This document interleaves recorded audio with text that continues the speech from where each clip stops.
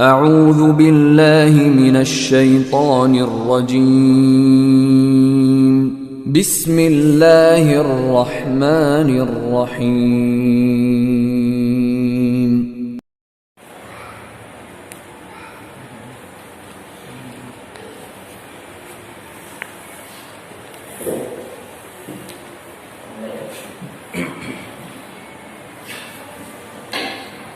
السلام عليكم ورحمة الله وبركاته.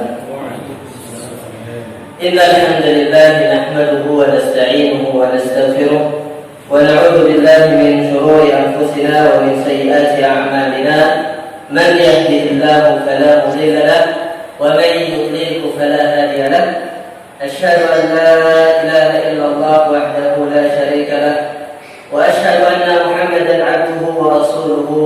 أما بعد، فإن أصدق الحديث كتاب الله وخير الهدي هدي محمد صلى الله عليه وسلم وشر الأمور محدثاتها وكل محدثة بدعة وكل بدعة ضلالة وكل ضلالة في النار. أما بعد، bersyukur kepada Allah Azza wa Jalla.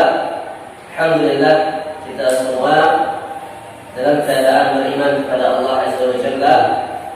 Imanlah yang menggerakkan kita untuk melangkahkan kaki, menggerakkan diri kita untuk meninggalkan hal-hal yang kita senangi, hal-hal yang bersifat kita senang untuk melakukannya, dan kita menuju ke rumah Allah Azza wa Jalla. Padahal betapa enaknya kita istirahat di rumah dengan capeknya kita kerja, namun inilah cinta, inilah bentuk iman kita kepada Allah Azza wa Jalla.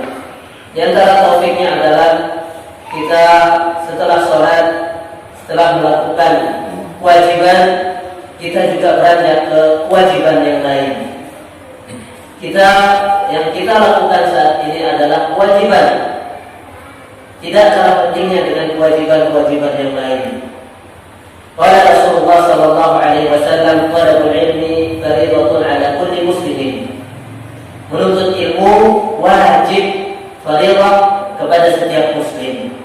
Dan muslim dalam bahasa Arab tentunya sudah terkandung dalamnya yang muannas, yaitu al-muslimah. Ini menunjukkan kalau Rasulullah sallallahu alaihi wasallam memberitahu kita bahwa thalabul ilmi, menuntut ilmu itu adalah kewajiban. Yang namanya wajib, yang namanya perintah dan wajib, konsekuensinya harus kita lakukan. Tidak boleh tidak. Kalau tidak dilakukan berarti kita mendapatkan dosa. Di antaranya adalah menuntut ilmu.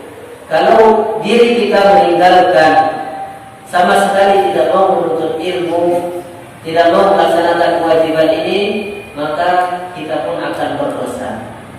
Hal ini menunjukkan bahwa menuntut ilmu itu adalah ibadah. Setelah kita sholat maghrib, kita namakan itu amal ibadah.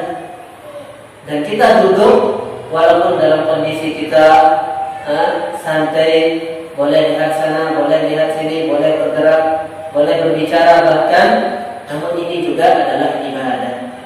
Dan setiap ibadah, jamaah kaum muslimin rahimani wa rahimakumullah, tidak lepas dari yang namanya ikhlas.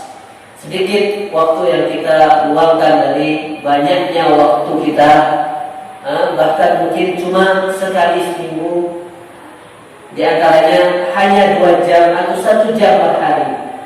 Sudah 1 hari atau 1 kali seminggu, itu pun dalam 1 kali itu hanya 1 jam atau bahkan kurang.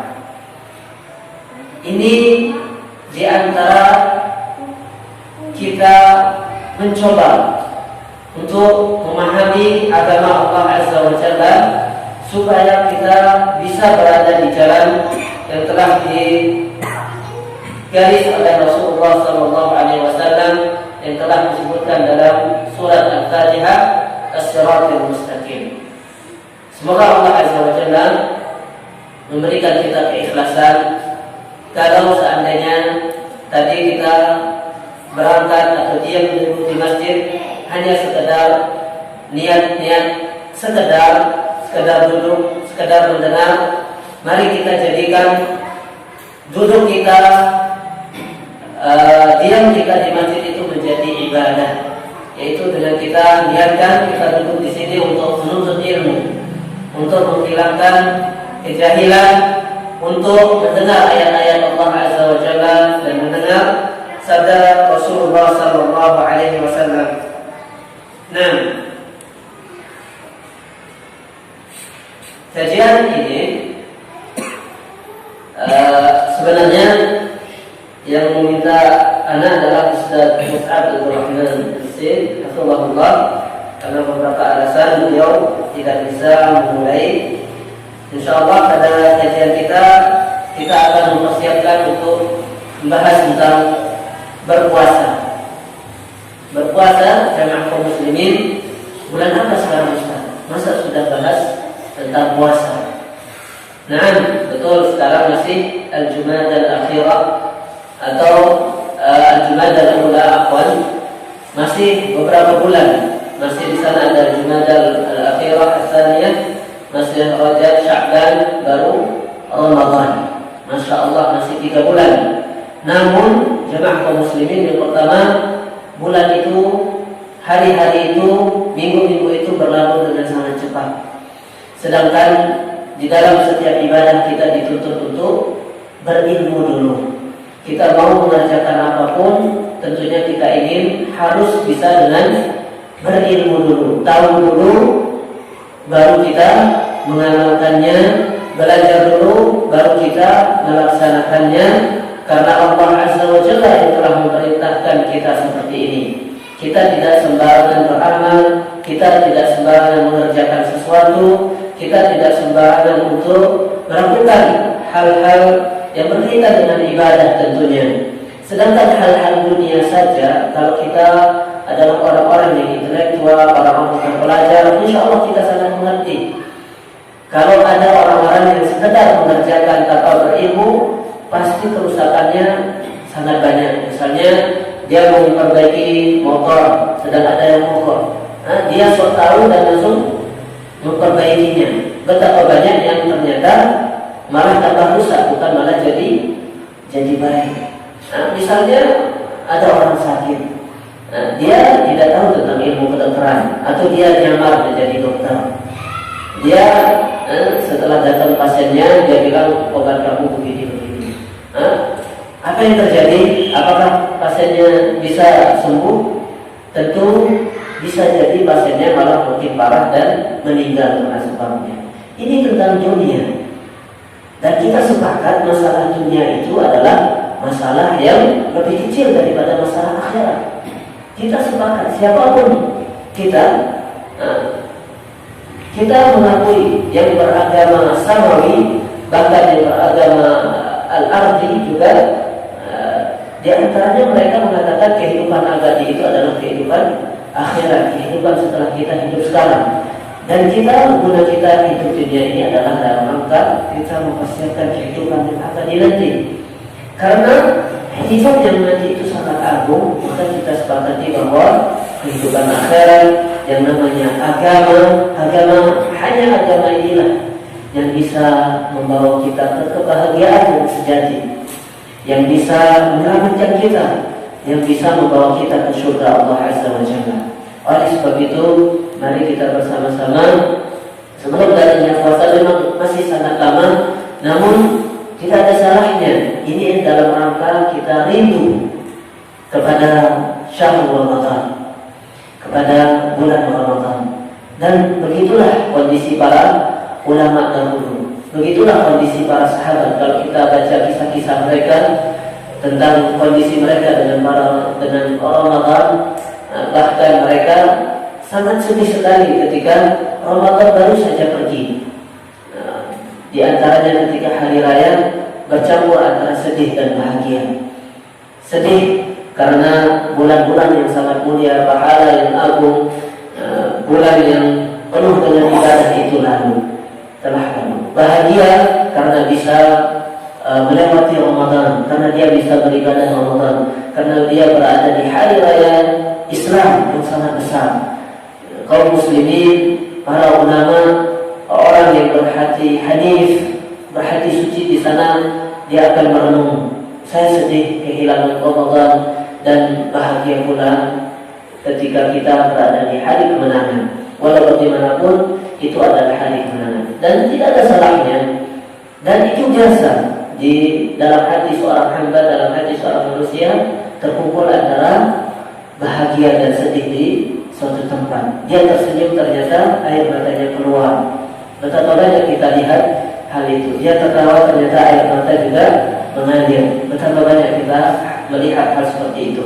Semoga Allah Azza wa Jalla memberikan kita kerinduan yang besar kepada bulan Ramadan, yang akan kita bacakan betapa istimewanya bulan Ramadan ini. InsyaAllah dari kitab Fiqh Sunnah, dan di antara ta'liq yang terkenal adalah Sahih Fiqh Sunnah Abu Malik. Fiqh Sunnah ditulis oleh Syekh Sayyid Sabiq dan ditahqiq oleh Abu Malik Ar-Rundani. Sahih Fiqh Sunnah ini di antara kitab-kitab kontemporer yang sangat terkenal dan bisa dibilang menjadi rujukan karena mengandung fikih-fikih yang bisa dibilang membahas hal-hal yang sedang terjadi atau sering terjadi di kalangan kaum muslimin, dan juga beserta dengan pendalilan-pendalilan dari Al-Quran yang jelas dan Al-Hadis As-Sahihah. Dan di antara keistimewaan kitab ini adalah hampir di kalangan tulab bisa dibilang Sahih Fiqh Sunnah ini sangat terkenal sekali. Kita belajar kitab apapun, kalau kita mau melihat beberapa masalah, sering kita melihat lagi ke kitab Sahih Fiqh Sunnah. Jadi kita masuk ke bab puasa. Nah, dalam bahasa Arab, puasa disebut dengan kata as-siyam. As-siyam ini adalah masdar dari shoma yasumu siyaman. As-siyam, kalau kita orang Indonesia pasti akan menerjemahkannya dengan berpuasa. Sedikit faedah bagi yang pernah belajar bahasa Arab, yang sedikit mengenal dengan nama isim, fi'il, dan harfun. Ada isim, ada fi'il, ada harf. Yang kita kenal dengan isim kata benda, fi'il kata kerja, harf itu huruf. Kalau kita katakan siyamun, terjemahnya berpuasa. Saya tanyakan ini, rata-rata menjawab siyamun ini berpuasa, fi'il, fi'il atau harf. Kebanyakan menjawab pasti kira-kira apa? Siyamun berpuasa, isim, fi'il atau harf. Jawabannya? Fi'il kata kerja, isim kata benda. Kira-kira? Isim. Yang lain? Tidak tahu. Tapi insya Allah Anda bisa mendengar hati antum. Kebanyakan yang belum mengetahui kaedahnya biasanya mengatakan fi'il, karena Anda mengatakan siyamun berpuasa. Namanya puasa itu kan kerjaan. Pasti orang mengatakan berpuasa artinya adalah fi'il. Namun ini adalah sedikit contoh betapa bahasa Indonesia itu tidak cukup mewakili bahasa Arab. Kalau kita bilang siyamun itu adalah fi'il, ini salah total. Bukan salah sedikit atau salah setengah, salah total, salah sama sekali.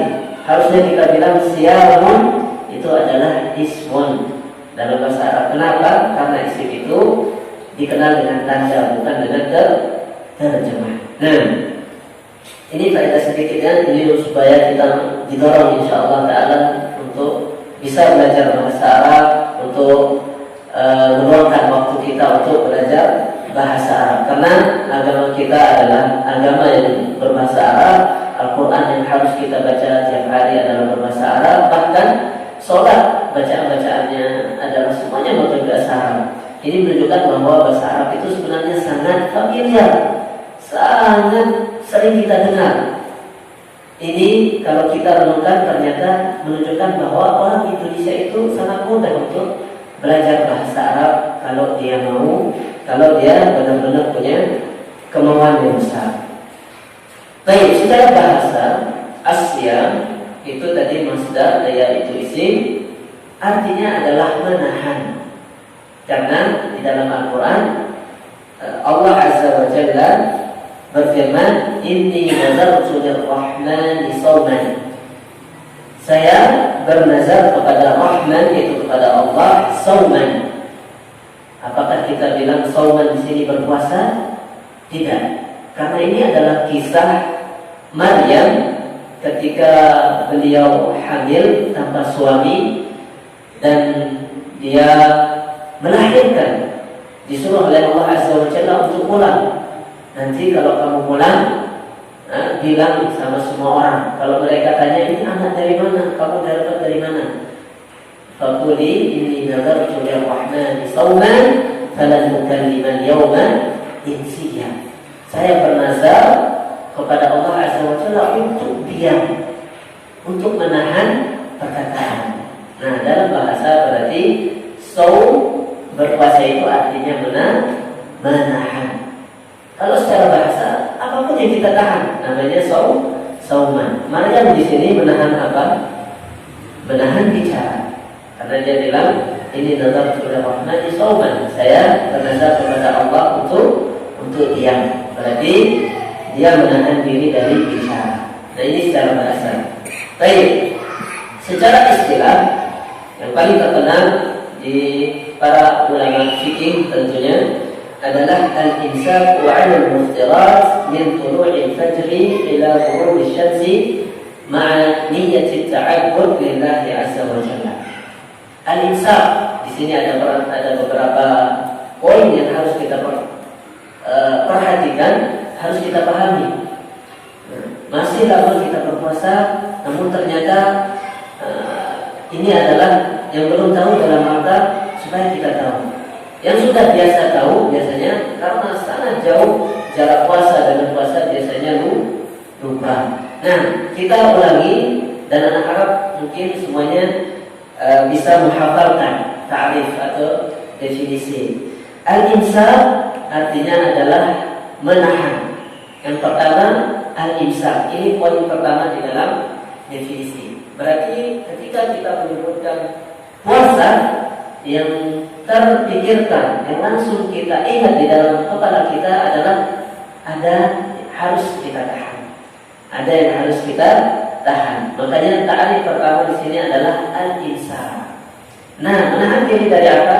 Anil muftirati. Nah, yang penting poin pertama adalah al-imsak. Dari apa? Menahan dari apa? Segala hal yang membatalkan puasa. Al-muftirat dari kata aftar yuftiru, aftir iftara, muftir fahuwa muftar. Muftir artinya yang bisa membatalkan puasa. Kalau kita makan, minum dan bersetubuh. Nah, ini diantara hal-hal yang membatalkan puasa. Jadi poin pertama kalau kita disebutkan apa itu puasa, yang langsung terbayang adalah al-imsak. Ingat, al-imsak artinya menahan diri dari segala hal yang membatalkan puasa. Kalau kita menahan diri dari segala hal yang berpuasa, kapanpun boleh, dimanapun boleh, dalam bulan apapun, jawabannya tidak. Ada waktunya, ada durasinya. Kalau bahasa zaman now, durasi. Tidak seharian, tidak 2 jam, 1 jam, 3 jam, tapi min tulu'il fajri ila ghurubish syamsi, dari terbit matahari sampai tenggelamnya. Ini namanya durasi. Seberapa lama kita menahan diri? Nah, jadi kita pahami yang kedua. Yang pertama al-imsak, tahan. Yang kedua, berapa durasinya? Min tulu'il fajri ila ghurubish syamsi. Sudah 2 poin, insyaallah gampang diingat ya. Menahan, terus durasinya kapan. Yang ketiga, waktunya. Waktunya adalah di Ramadan tentunya. Di sini kalau kita bilang shaum Ramadan, pasti waktunya Ramadan. Tetapi kalau kita bilang shaum nafilah tergantung niatnya.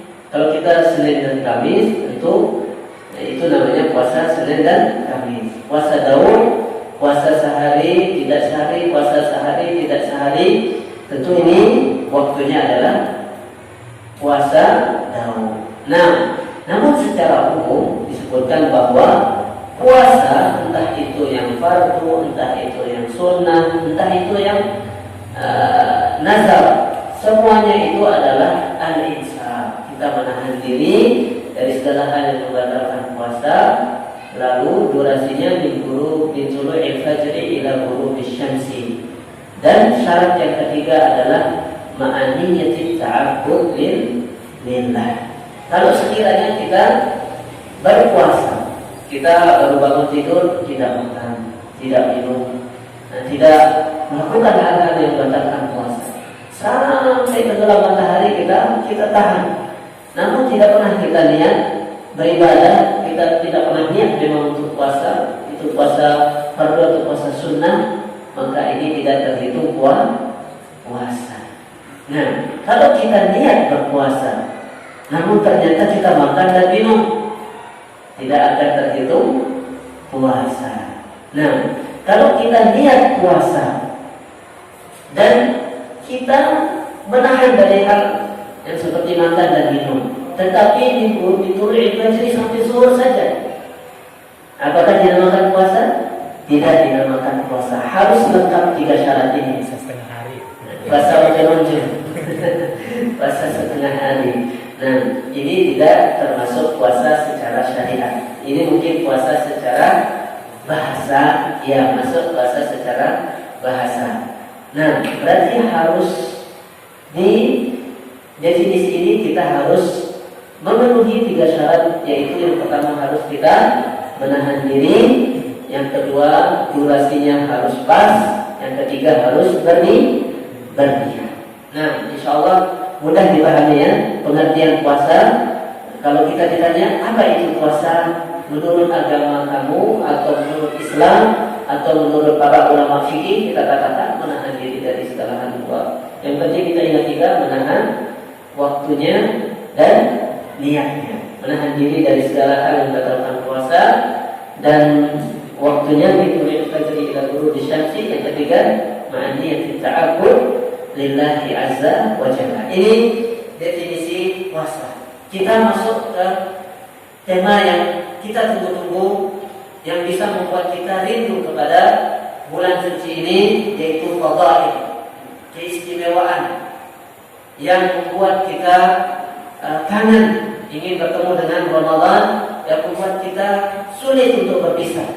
Tentunya segala hal yang akan kita lakukan, kalau kita tidak tahu apa istimewanya, apa kelebihannya, contohnya kita mau menikah, kita langsung ditawarkan, ayo antum menikah. Kita tidak tahu siapa dia, bagaimana dia, apa kelebihannya, apakah kita akan punya semangat.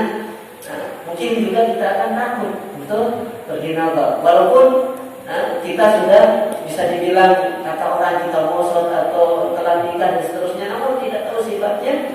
Apalagi yang wajar-wajar, yang masih muda, hodol itu yang penting nikah sudah, akad sudah, akan takut dan seterusnya. Namun ketika tahu, dikasih tahu, masya Allah, pertama dia putih, cantik, dia sangat berbakti pada orang tua, dia pintar bahasa Arab, masya Allah, lulusan pondok, dan juga akhlaknya baik, masya Allah. Ini semuanya ingin. Ini tentunya adalah di antara karakteristik istri-istri yang salehah. Nah, begitu juga ibadah.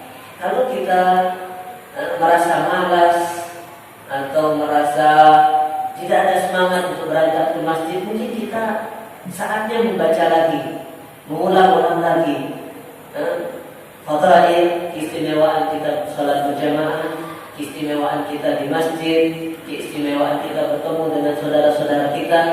Kalau kita merasa malas untuk menuntut ilmu, berat sekali untuk melangkahkan kaki, padahal waktu kita luang, kita bisa buat. Kalau kita namanya malas itu sangat mudah untuk membuat alasan untuk mencari-cari jalan keluar. Kenapa enggak kajian? Iya, tiba-tiba datang sedih puluh. Iya, tiba-tiba saya ada perlu padahal dan seterusnya. Walaupun banyak orang yang tentunya alasannya memang benar untuk uzur, tetapi kalau kita yang bisa melihat diri kita sendiri, kalau terus-terusan kita malas untuk menuntut ilmu ini, kita perlu curiga dengan diri kita. Nah, di antara hadis-hadis atau hal yang membuat kita rindu dengan bulan puasa adalah yang pertama, bahwa bulan puasa itu a'dhamu ta'ah, yaitu ketaatan yang paling azim. Kenapa ketaatan yang paling azim? Di antaranya disebutkan dalam hadis mulia diriwayatkan oleh Abi Hurairah bahwasanya Rasulullah sallallahu alaihi wasallam bersabda, dan Rasulullah mengatakan, Allah Azza wa Jalla berfirman. Berarti kalau Rasulullah mengatakan seperti ini hadis apa namanya? Hadis Qudsi. Masya Allah. Kalau Rasulullah mengabarkan bahwa Allah berfirman, dia tidak mengatakan langsung qala ta'ala di dalam Al-Quran. Nah, berarti ini adalah namanya hadis Qudsi. Di dalam hadis kalau kita baca, Rasulullah SAW bersabda bahwasanya Allah berfirman, dan ini dimakan oleh hadis Qudsi. Nah, apa kata Allah Azza wa Jalla? Kullu 'amal ibni Adam illa as-siyama, kullu 'amal ibni Adam lahu illa as-siyama fa innahu li wa ana ajzi bihi. Ini adalah hadis yang sangat terkenal dan sering sekali kita mendengar, apalagi bulan puasa. Sering sekali diputar renungan senja. Ini supaya kita diantaranya adalah rindu dengan bulan Ramadan. Nah, kita jauh-jauh dari bulan Ramadan. Bagaimana caranya kita supaya rindu dengan bulan Ramadan?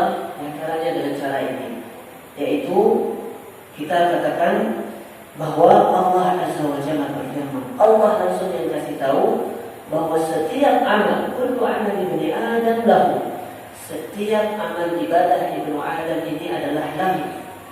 Dia balasannya kembali kepada dia. Udah, kalau kita berbicara yang baik dicatat satu pahala, sholat pahalanya sekian, birrul walidain pahalanya sekian, berjalan ke masjid setiap khutbah itu dapat pahala, sholat berjamaah pahalanya beda dengan sholat sendirian, senyum kepada saudara kita bahkan dapat pahala.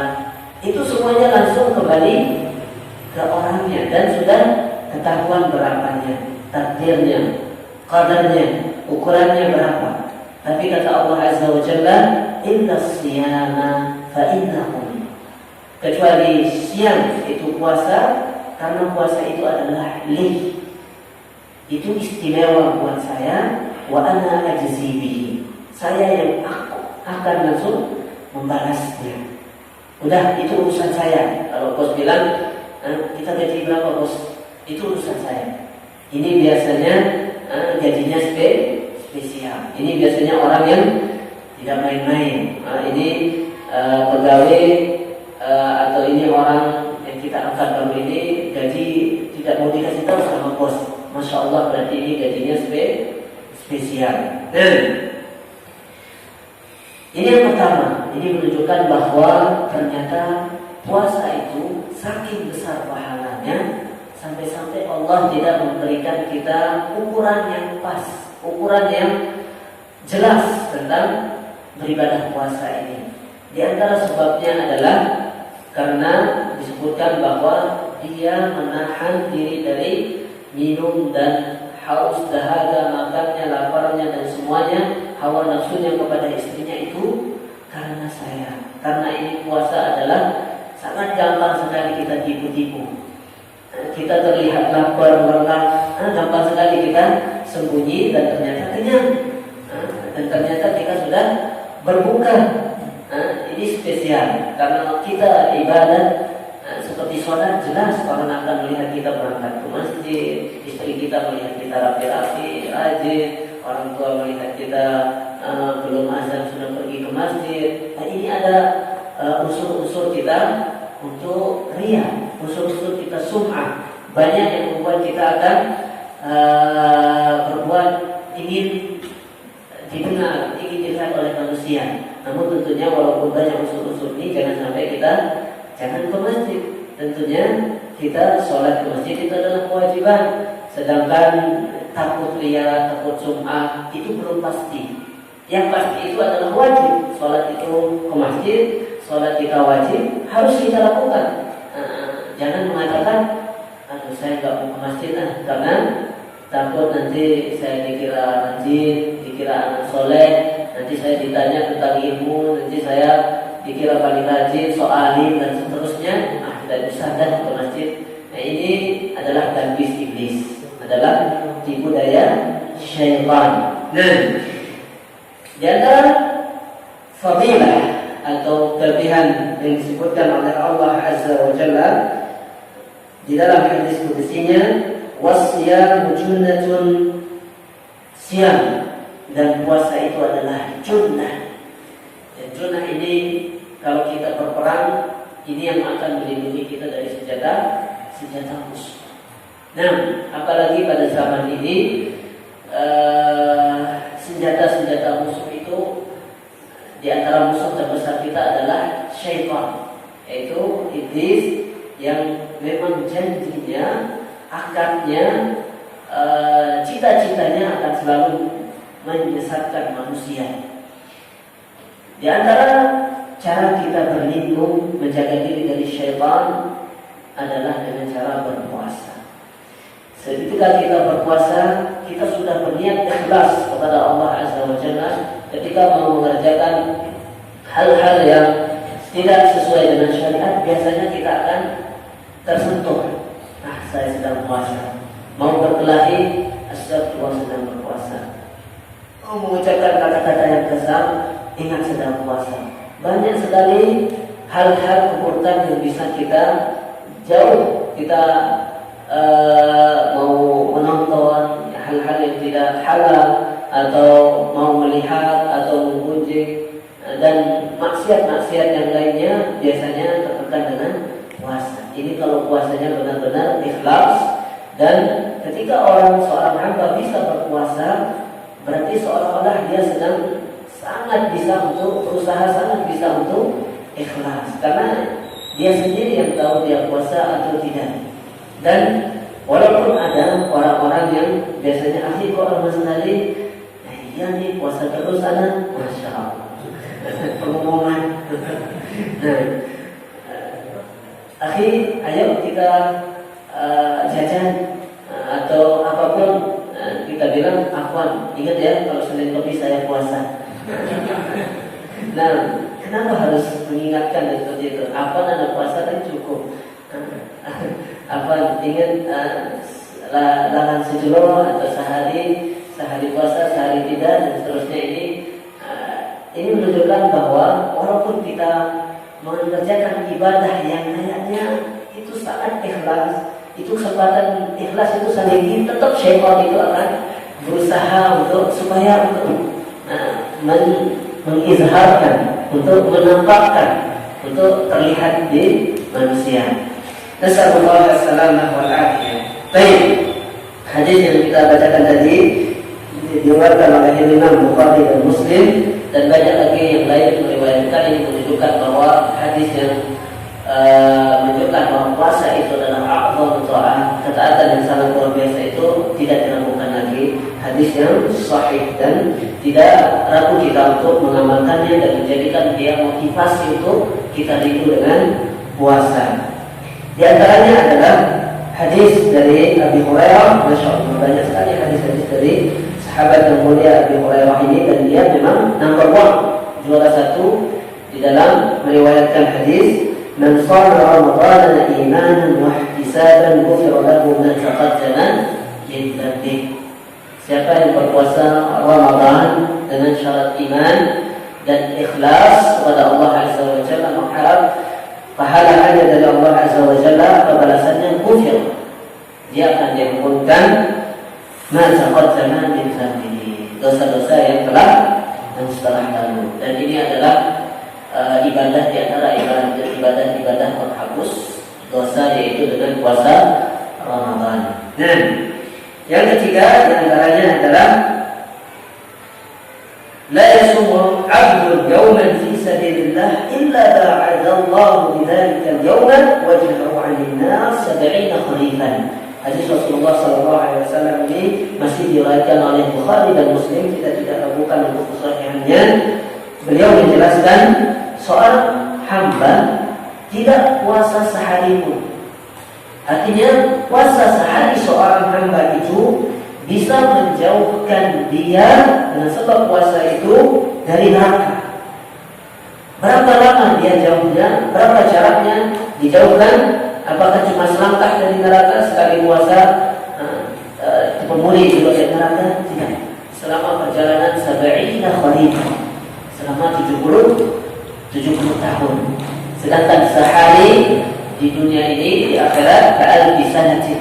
Sehari di akhirat di dunia ini seperti 1000 tahun. Lalu kita dijauhkan dari neraka 70 tahun. 70 kali 1000 dan seterusnya. Berarti 70.000 tahun kita dijauhkan. Perjalanan di akhirat. La haula wala quwwata illa billah. Semoga kita bisa tersentuh hati kita untuk mengingat lagi. Ternyata kita seharusnya memang harus rindu dengan bulan puasa ini. Di antaranya adalah karena bulan puasa adalah Sayyidul Ashhur. Sayyidul Ayyam kita adalah hari Jumat. Itu adalah rajanya hari, sedangkan rajanya bulan adalah puasa pada bulan Ramadan.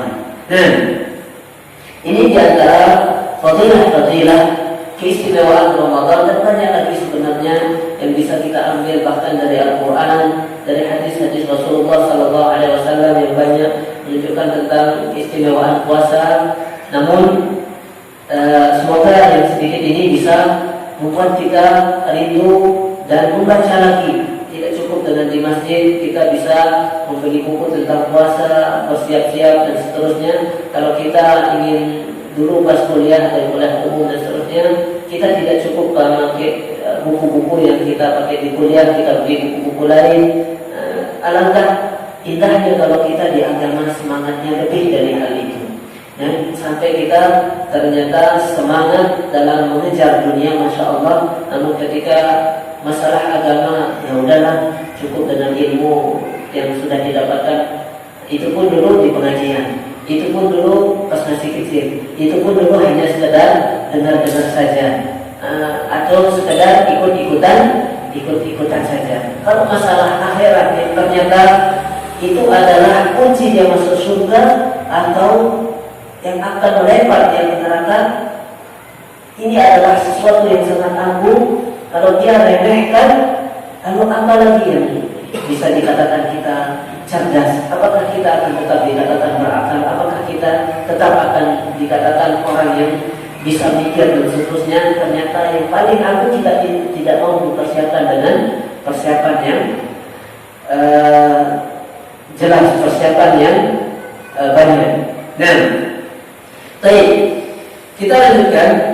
Di antaranya tema selanjutnya adalah tentang puasa mempunyai beberapa macam. Yang pertama siyam wajibin, yang kedua siyam tatawwu'i. Siyam wajib itu puasa fardu, dan yang kedua siyam tatawwu'. Sedangkan puasa wajib dibagi menjadi yang pertama siyam Ramadan, dan yang kedua siyam al-kafarah, dan yang ketiga siyam nazar.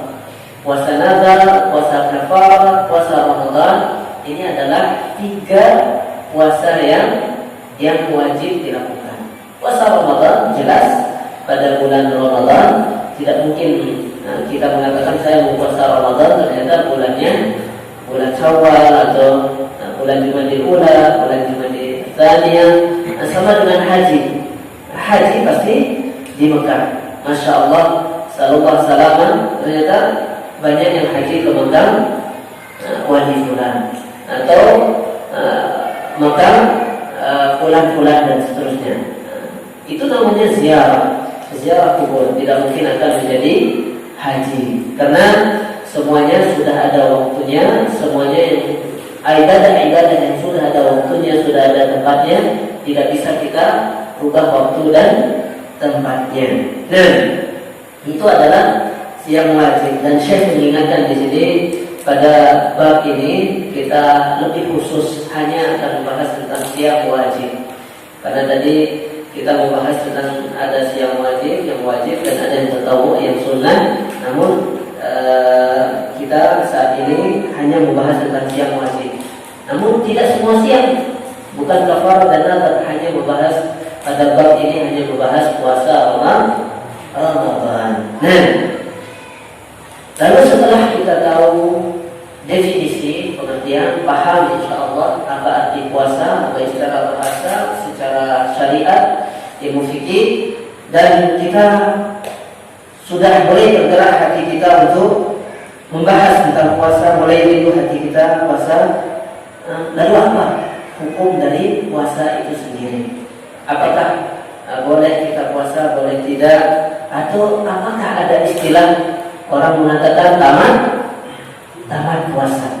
Atau apakah ada istilah ada yang mengatakan ini orangnya boleh puasa, boleh tidak, dan seterusnya. Secara umum para ulama mazhab dan para ulama fikih, para ulama al-sunnah wal jamaah mengatakan hukmuhu wajibun ijma'an. Dia hukum puasa itu adalah wajib secara ijma'. Ustaz, kenapa kok tidak mengatakan secara Quran dan Sunnah, langsung mengatakan secara ijma'? Ya akhi, ijma' itu baru ada ijma' kalau sudah ada Al-Quran dan Sunnah. Ini dibahas di dalam usul fikih. Apakah ijma' itu harus ada kitab dan Sunnah? Tidak mungkin. Para ulama sepakat kalau tidak ada dalil yang jelas dari Al-Quran dan Sunnah.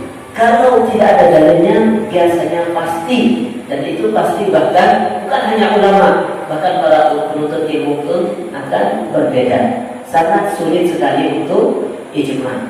Kalau tidak jelas, ini dalilnya diperintah seperti puasa, kalau tidak puasa akan mendapatkan neraka, kalau puasa akan dijanjikan dengan pahala-pahala yang luar biasa.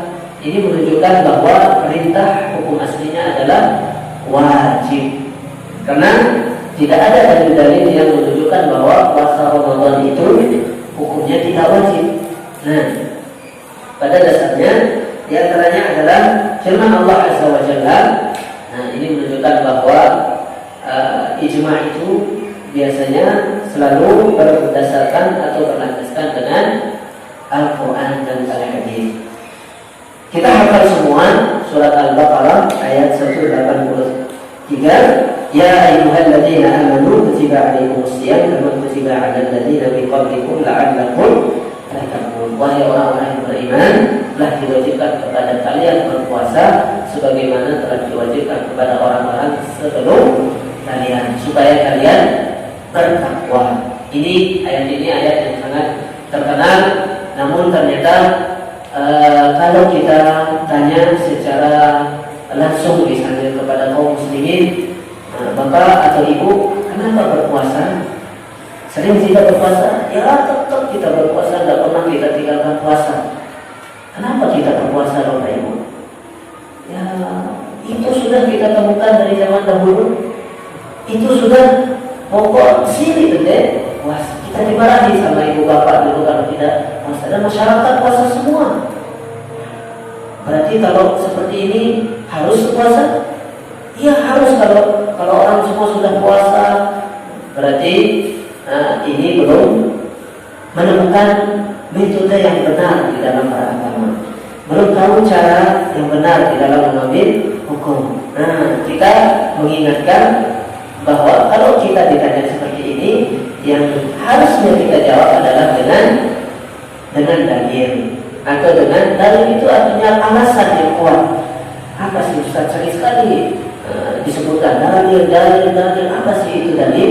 Dalil itu adalah alasan yang membuat kita mengerjakan sesuatu. Kalau kita mengatakan ya cuma ikut-ikut, ini bukan alasan, tapi ini ikutan, bukan alasan. Alasan kita mengatakan apa berpuasa Bapak Ibu? Ini adalah perintah Allah, masya Allah. Allah perintah kita, lebih lagi mantap di mana Allah perintah kita? Dibaca ayatnya, ya ayyuhalladzina amanu kutiba 'alaikumus shiyam kama kutiba 'alal ladzina min qablikum. Masya Allah, sangat mudah sebenarnya kita belajar Islam dengan dalil. Kita tahu sesuatu, masa harus. Nah, kenapa harus? Karena Allah menyuruh kita dalam Al-Quran, ya ayyuhalladzina amanu kutiba alaikumus syiyam kama kutiba alal ladzina min qablikum la'allakum tattaqun. Nah, sudah mau isya ya, kita sedikit habiskan tema ini. Sudah sampai isya, selesai ya. Nah, jawabannya seperti itu ya. Nah, yang kedua dari sunnah. Kenapa kita harus berpuasa? Insya Allah semua hafal. Dari yang pertama yaitu karena Allah perintah kita di dalam Al-Quran surat Al-Baqarah ayat 183. Nah, yang kedua hadis Talhah bin Abdullah radhiyallahu anhu anna Arabiyan ja'a Rasulullah sallallahu alaihi wasallam sa'irul ras wa fihi faqala akhbirni bima faradallahu alayya min as-siyam faqala syahru ramadan illa an tatawwa'a syai'an. Beliau menyebutkan ada seorang Arabi, ada perbedaan dengan Arabi dengan Arabi. Arabi orang Arab, pada umumnya orang Arab, orang Mesir, orang Arab. Nah, bukan berarti orang Arab itu hanya orang Saudi saja. Nah, sudah kemana? Sudah ke Arab. Arab mana? Ke Saudi. Nah, apa yang dimaksud dengan Arab Saudi saja tidak? Negara-negara Arab itu banyak. Di antaranya Mesir adalah negara Arab, Qatar dan Dubai, di antaranya juga negara-negara tetangga di Mesir. Di antara yang terkenal adalah Yordan dan seterusnya. Kalau kita mau ringkasan, negara Arab itu yang termasuk dengan Al-Jami'ah Al-Islamiyah yang gabung di dalam Liga Arab. Di dalam Liga Arab bisa kita searching Liga Arab. Jadi kita kalau pulang dari Mesir juga kita pulang dari Arab. Arab itu bukan hanya Arab Saudi. Saudi adalah salah satu dari negara Arab. Makanya mengatakan negara Arab Saudi. Arabnya di Saudi saja. Dan kita perlu pahami, Saudi adalah nama orang sebenarnya, bukan nama tempat. Saudi adalah bin Saud. Nah, nama bapak dari raja pertama Saudi Arabia yaitu Muhammad bin Saud. Kenapa dinamakan Saudi? Karena dalam bahasa Arab sebenarnya As-Saudi, dari Saud. Di Indonesia berubah menjadi Saudi. Nah, kalau kita yang belajar bahasa Arab awal-awal baru belajar riwayat mengatakan tidak enak anta adhab ila Saudi Arabia. Ini tidak benar. Yang benar adhab ila Saudiyah. Bahasa Arabnya ila Saudiyah. Nah, baik. Di antaranya adalah firman tadi kisah orang Badui, Arabi berarti itu orang Badui. Sedangkan Arabi ada Arabi tanpa ada Arabi orang Badui. Nah, kita dari pedalaman, dari hutan, banyak dari kita turun gunung dan seterusnya, kita asalnya Badui. Nah, orang Badui ini langsung bertanya kepada Rasulullah, ya Rasulullah, kasih tahu saya puasa apa yang saya harus lakukan. Nah, karena orang Badui, orang jauh, biasanya itu berpoin aja. Dan datang ke Rasulullah SAW, dia hanya sebentar karena sibuk dengan ternak dan seterusnya. Yang poin saja, Rasulullah, kasih tahu puasa apa yang harus saya lakukan. Kata Rasulullah SAW, syahrul Ramadan illa an tatawwa. Puasa Ramadan kalau mau bonus, mau pahala yang berlebih, pakai puasa sunnah. Ini menunjukkan bahwa cukup puasa Ramadan itu saja yang menjadikan puasa yang wajib. Ini menunjukkan bahwa puasa Ramadan itu adalah puasa wajib dan harus dilakukan oleh semua kaum muslimin. Baik, ini pembahasan yang terakhir kita bahas pada malam ini. Yang pertama kita bahas tentang ta'rif atau definisi. Yang kedua tentang fadha'il dan keistimewaan. Yang terakhir hukum, apa hukumnya, dan beserta beberapa dalilnya. Insyaallah semoga Allah Azza wa Jalla memberikan kita ilmu yang bermanfaat. Semoga Allah Azza wa Jalla memberikan kita kerinduan kepada bulan Ramadan dan menjadikan kita, sebab kita belajar ini adalah di antara kita orang-orang yang ingin terus beribadah kepada Allah Azza wa Jalla. Barakallahu fikum. Subhanakallahumma wa bihamdika asyhadu an la ilaha illa anta astaghfiruka wa atubu ilaik. Assalamualaikum warahmatullahi wabarakatuh.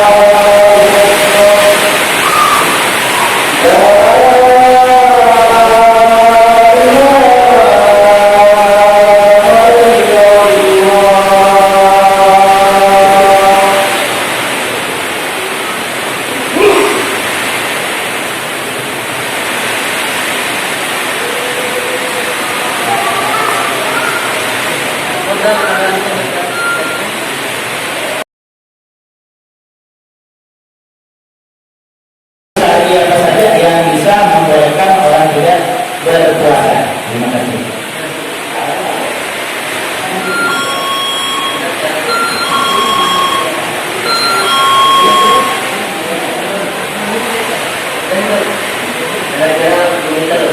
Baik, uzur syar'i apa saja yang membuat kita boleh untuk tidak berpuasa. Kita jelaskan bahwa puasa di antara ibadah-ibadah yang kalau memang tidak kita sanggup untuk kerjakan, maka ibadah itu bisa jatuh atau bisa kita tidak kerjakan.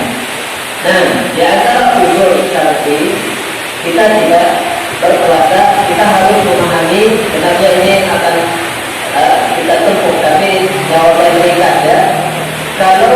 tidak memenuhi syarat berpuasa berarti dia tidak wajib berpuasa. Misalnya dia anak kecil, karena syarat berpuasa itu adalah akil, harus berakal dan balik, harus balik. Nah, ini kalau tidak memenuhi syarat akil, balik dan muslim, berarti dia tidak wajib berpuasa. Nah, ini tidak wajib. Sekarang bagaimana kalau dia sudah akil, dia sudah balik dan dia muslim, dia memenuhi syarat puasa, lalu tetap tidak berpuasa. Dan kalau contoh disebutkan memang fenomena yang sangat banyak sekali PKI yang bekerja di Malaysia, dan kebanyakannya di sawit, dan biasanya namanya sawit itu mogok dan seterusnya, sangat tidak bisa untuk berpuasa. Kita katakan pada dasarnya puasa itu tetap wajib apapun keadaan kita. Dan para ulama menyebutkan kita bisa tidak berpuasa untuk kerja. Dan anak ingatkan sekolah dan bapak-bapak sekalian, puasa itu cuma sekali dalam setahun. Kita bekerja 11 bulan, apakah tidak cukup yang 11 bulan itu kita siapkan untuk bekerja? Cuma 1 bulan saja kita fokuskan untuk berpuasa. Ini yang pertama. Anda sedih sekali kalau sampai dia sebenarnya sudah bekerja dan bahkan tabungannya banyak, kirimannya juga banyak, tetap dia bekerja dan mengorbankan puasa dan bahkan mengorbankan Jumat. Dia tidak pergi sholat Jumat gara-gara dia mengatakan sedang kerja. Namun kalau ada orang yang seperti ini, Allah Taala, dia kondisinya tidak darurat bekerja. Dan kita tanya itu, kapan darurat kerja? Orang darurat mengatakan, nanti saya bekerja, tidak mati waktu itu. Kalau dia tidak pergi kerja, misalnya yang itu tidak boleh sampai misalnya. Kalau dia tidak pergi beli misalnya, nah dia menghutang, sangat sulit, sudah tidak ada orang yang percaya. Selalu masih ada solusi, sebenarnya itu bukan namanya darurat. Tapi kalau memang sangat darurat, dia mau puasa, tidak bekerja, hasilnya dia akan meninggal, baru namanya darurat. Apakah ada orang yang kondisinya seperti ini? Jawabannya jarang. Bisa dibilang tidak ada orang yang seperti itu. Walaupun bisa berdekat, bisa dia siapin hari-hari sebelumnya, dan bahkan kalau puasa jadi perlu yang baru. Kita besok pergi ke masjid pasti ada di terbuka. Bahkan kita bisa bawakan makanan dan itu di kota. Kalau di kampung, apalagi di kampung biasanya yang hidup sosialnya sangat jarang lah ada ceritanya. Karena dia masih gara-gara kelaparan dan pernah kerja. Kalau salah alam mengatakan ini orang yang mengabaikan, dia tidak berhak untuk tidak puasa, seperti PKI dan seterusnya, harus dia berpuasa. Atau kalau memang harus tidak kerja, dia bisa. Dan banyak teman-teman anak yang dulu di Malaysia dan di Melbourne dan yang seperti ini, dia bisa tidak kompensasi kerja hanya setengah hari atau seterusnya. Banyak solusi. Namun karena memandang dunia tinggal sebentar dari Malaysia, kalian mengumpulkan uang sebanyak-banyaknya, kalian menjadi mati, padahal tinggal ceknya saja untuk itu yang begitu hasilnya. Dan yang kedua, paku-paku atau orang-orang yang sehat tentunya orang bisa dikatakan jatuh puasanya atau tidak wajib berpuasa kalau dia sudah diantaranya ulcer atau sudah lupa